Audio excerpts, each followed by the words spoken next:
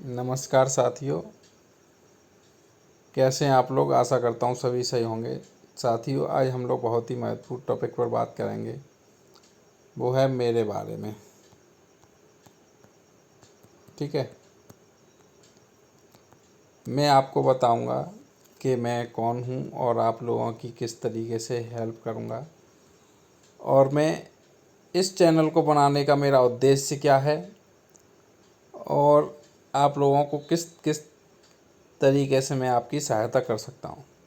तो साथियों, मैं आप लोगों को बताऊं कि सबसे पहले मैं अपनी एजुकेशन के बारे में बता दे रहा हूँ। ठीक है, सबसे पहले अगर एजुकेशन की बात करें तो मैंने 10th 12th, अब सभी लोग कहेंगे कि 10th 12th तो सभी करते हैं, इसमें क्या नया है। उसके बाद मैंने बीटेक इन कंप्यूटर साइंस, ठीक है, और एमटेक इन कंप्यूटर साइंस। मैंने बीटेक कंप्यूटर साइंस में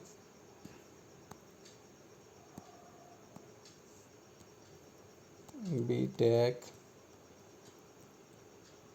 कंप्यूटर साइंस में और एमटेक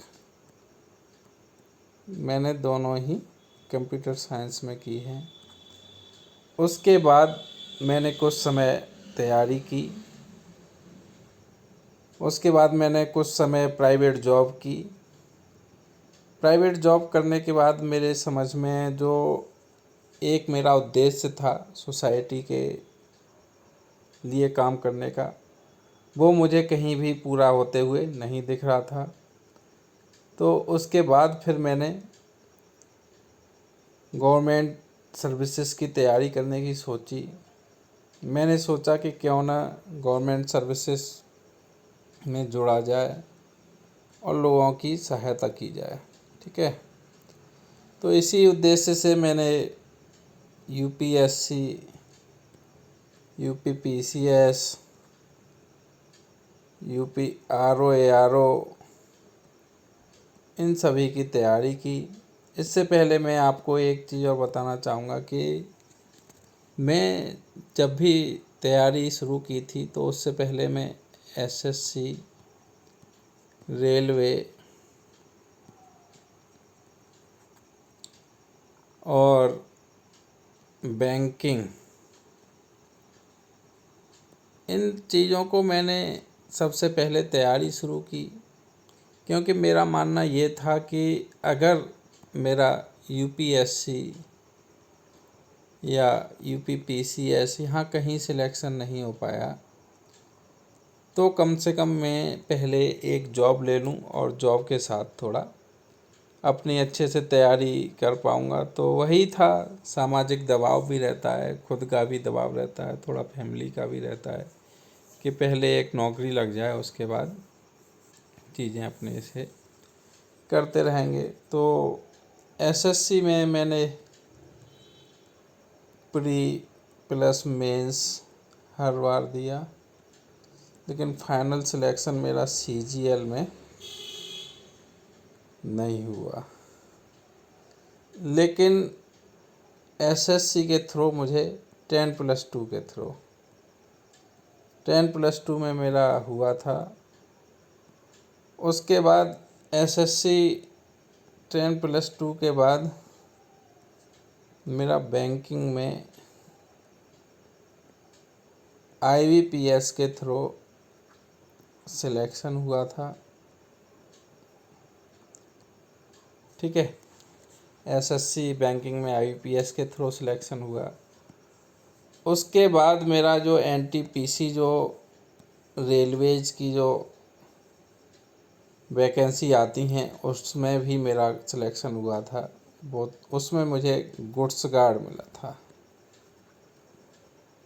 ठीक है, तो इंडियन रेलवे भी में भी मेरा सिलेक्शन हुआ था, उसमें एनटीपीसी के थ्रू, उसमें मुझे गुड्स गार्ड मिला था।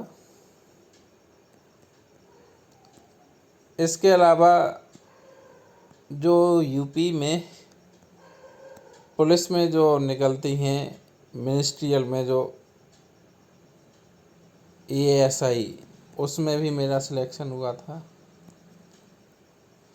इसके अलावा मेरा एक दिल्ली हाई कोर्ट, इसमें वैकेंसी आई थी, इसमें हुआ था, लेकिन ये वैकेंसी पूरी ही कैंसिल कर दी गई थी। तो इनमें से मैंने एक जॉब पकड़ ली जो मेरे घर के पास थी।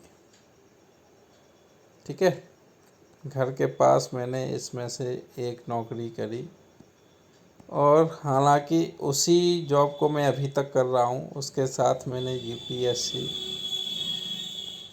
UPPCS की तैयारी की। UPSC और UPPCS की तैयारी एक साथ नहीं होने का भी कारण कई थे। फिर मैंने UPSC को ब्रेक दिया और अपनी UPPCS की तैयारी में लग गया। UPPCS की तैयारी में भी पहली दूसरी बार में मेरा प्रीलिम्स नहीं हुआ, लेकिन उसके बाद मैंने और अच्छे से तैयारी की तो मेरा 2 बार 2 टाइम्स प्री निकला। ठीक है, 2 टाइम्स प्री क्वालिफाई हुआ मैंने, 2 बार 2 टाइम्स UPPCS का मेंस लिखा।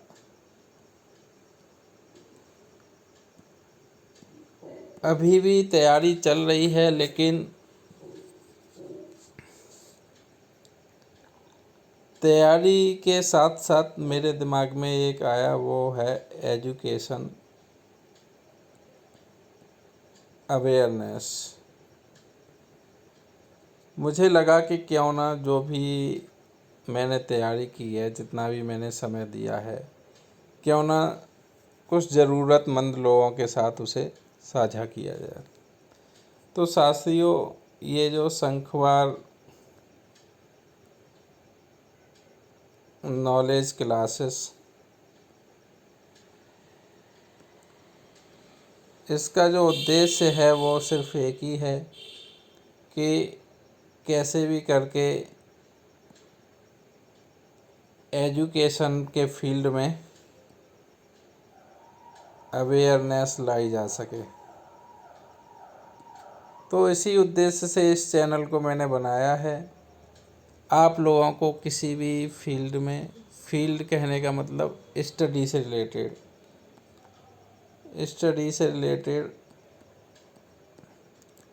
कोई भी समस्या होती है तो आप लोग बिल्कुल मुझे कांटेक्ट कर सकते हैं। मैं आपको कांटेक्ट नंबर भी दे दूंगा, आप उस पर भी कांटेक्ट कर सकते हैं। तो हम लोग अच्छे से पढ़ाई करेंगे। जो भी समस्या आएगी आप लोग मुझे कमेंट में लिख देंगे, उससे रिलेटेड मैं वीडियो डाल दिया करूँगा। तो साथियों, आज इतना ही मैंने आप लोगों को बता दिया कि मेरी क्वालिफ़िकेशन क्या है। BTech MTech कंप्यूटर साइंस में है, और UPPCS 2 टाइम्स मेंस लिखा है। गवर्नमेंट जॉब क्वालिफाई कर चुका हूँ और अभी भी तैयारी कर रहा हूँ साथियों। तो बिल्कुल भी घबराने की ज़रूरत नहीं है, मैं बहुत अच्छे से आप लोगों की हेल्प कर पाऊँगा। बस आप लोग साथ में जुड़े रहिए। धन्यवाद।